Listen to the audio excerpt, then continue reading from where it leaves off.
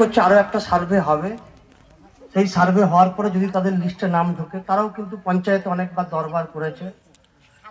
এই যে বাড়িগুলো সার্ভে হয়েছিল 2018 সালে, তারপরে 2022 সালে একবার আপনাদের সার্ভে হয়েছিল, আমাদের এই পঞ্চায়েত থেকে টিম গেছিল, তারপরে 24 সালেও হয়েছে, এবং এই বাড়ি ছাড়ার আগে একবার আমরা ক্রস চেক করেছি। এখন আমাদের 2026, মানে 18 সালে সার্ভে হয়েছিল, এখন 2026 সাল, ফেব্রুয়ারি মাস, জানুয়ারি মাস। তো এখন কিন্তু আপনারা প্র্যাকটিক্যালি লাকি বা সেই দিনটার জন্য আপনারা ওয়েট করছিলেন। লিস্টে নাম আছে, আপনারা সবাই জানতেন যে হয়তো হবে, কিছু একটা হবে, কবে একটা হবে, এটা আপনারা সবাই জানতেন, কিন্তু কবে হবে, কিভাবে হবে, তো সেইটার টাইমের জন্য ওয়েট করছিলাম। আপনাদের আগেও কিন্তু প্রায় 400 থেকে 450 জন, 656 জন, তারা কিন্তু 1 বছর আগে টাকা পেয়ে গেছে।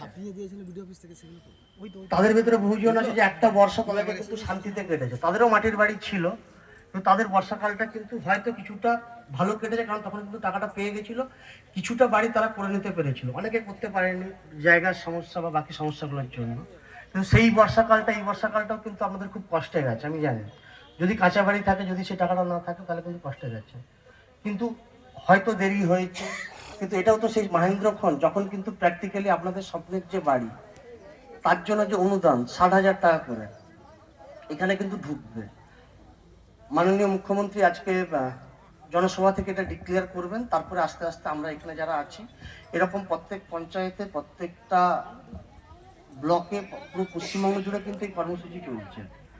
তো তাদের ভেতরে আমরাও এখানে সন্ধ্যায় করছি একজন শরিক হয়ে। তো এটা আমাদের ভালো লাগছে যে হ্যাঁ, আপনারা প্র্যাকটিক্যালি যে বাড়িটার জন্য এতদিন ধরে ওয়েট করছিলেন, বা যে অনুদানটার জন্য, বাড়ি তো আমরা বানিয়ে দেবো না, টাকাটা আমরা দেব, সেই টাকাটাকে সঠিক উপায়ে খরচা করে, কোথায় বালি পাওয়া যায়, কোথায় মিস্ত্রি পাওয়া যায়, কোথায় ইট পাওয়া যায়, কোথায় রাজমিস্ত্রি পাওয়া যায়, জায়গাটাও তো আমরা করে দেবো না। জায়গাটা আপনাদেরই জায়গা, শরিকি জায়গা, জমি জায়গা যেটাই থাকবে, সেই কষ্টটাও আপনাদের করতে হবে। এটা আমার কাছে সকলের কাছে বিনম্র অনুরোধ থাকবে।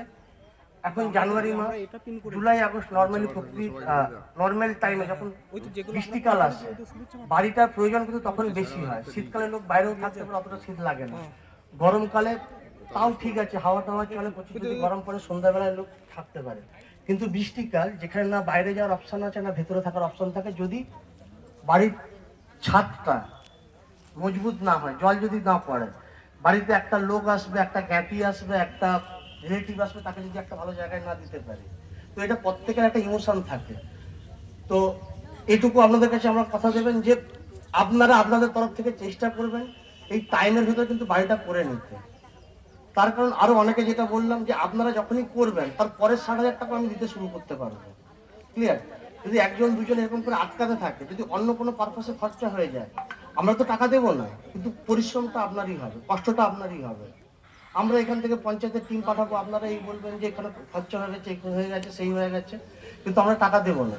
শুধু তাই নয়, এরপরেও আমি যেটা বললাম, আপনাদের থেকেও হয়তো আরো কিছু মানুষ থাকবে আপনাদের গ্রামে, যাদের কিন্তু সেই লিস্টে নাম আসেনি, তারা কিন্তু আজকে এই জায়গাতে আসার সৌভাগ্য হয়নি, তারা ওয়েট করছে আরো একটা সার্ভে হবে, আবার তাদের নাম ঢুকবে, তাদেরকে আবার 60,000 টাকা দিতে পারবো আমরা।